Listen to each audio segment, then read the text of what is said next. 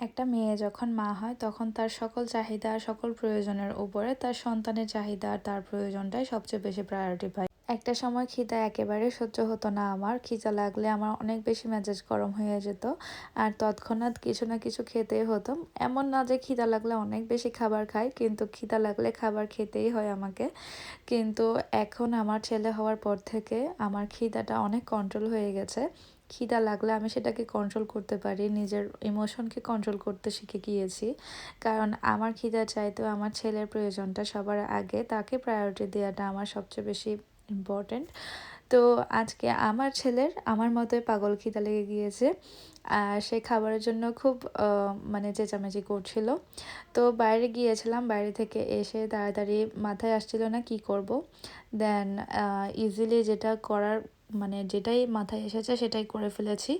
যেহেতু আমিও খাবো তাই একটু ভারী করে খাবারটা বানানোর চেষ্টা করছিলাম। আর আমার ছেলে আর আমি দুজনেই আলু পছন্দ করি। দেন আলু দিয়ে একটা ডিমের অমলেট বানিয়ে নিয়েছি। ইজিলি বানানো হয়ে গিয়েছিল আর আমরা দুজনেই খুব মজা করে খেলাম। আর খুব তাড়াতাড়ি হয়ে যাওয়াতে আমার কাজটা অনেক ইজি হয়ে গিয়েছে। আর মা হওয়ার পর থেকে আমি সব সময় শর্টকাট খাবারগুলো খুঁজি। অনেক লেংদি খাবার মানে অনেক সময় লাগে, ওই খাবার বানানো আসলে একটু টাফ হয়ে যায়। কারণ অনেকক্ষণ ধরে যখন আমরা কোনো কিছুতে বিজি থাকি তখন বাচ্চারা অনেক বেশি বোর হয় আর তখন তারা বিরক্ত করা শুরু করে দেয়। তাই আমি চেষ্টা করি হয় ওকে ঘুম পাড়িয়ে কাজ করার, না হয় এখন তো ও একটু বড় হয়ে গিয়েছে, ওকে নিয়ে কাজ করতে পারি আমি। তারপরেও চেষ্টা করি যে অনেক সময় নিয়ে কোনো কাজ না করার, যেহেতু ওকে সময় দেওয়াটা আমার কাছে সবচেয়ে বেশি ইম্পর্ট্যান্ট।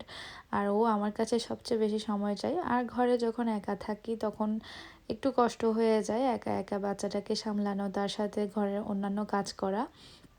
তো এই তো আজকে যখন বাইরে থেকে এসেছিলাম খেলে দুলে, আজকে আমি ওকে নিয়ে প্লেগ্রাউন্ডে গিয়েছিলাম। দেন প্লেগ্রাউন্ড থেকে এসে ওকে ডিমের অমলেট আর আমিও তার সাথে খেয়েছিলাম।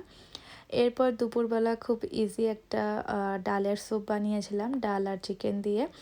ইজিলি বানানো হয়ে গিয়েছিল, আমি পুরো রেসিপিটা শেয়ার করতে পারিনি, কিন্তু খুবই মজা হয়েছিল। দেন ডালের স্যুপ খেয়েছি আর তার সাথে ছিল চিকেন উইংস। আর আমার ছেলে যখন থেকে খাবার খাওয়া শিখেছে আমি চেষ্টা করি ওর জন্য হেলদি আর খুব ঝটপটে আরও পছন্দ করবে সেরকম খাবার বানানোর।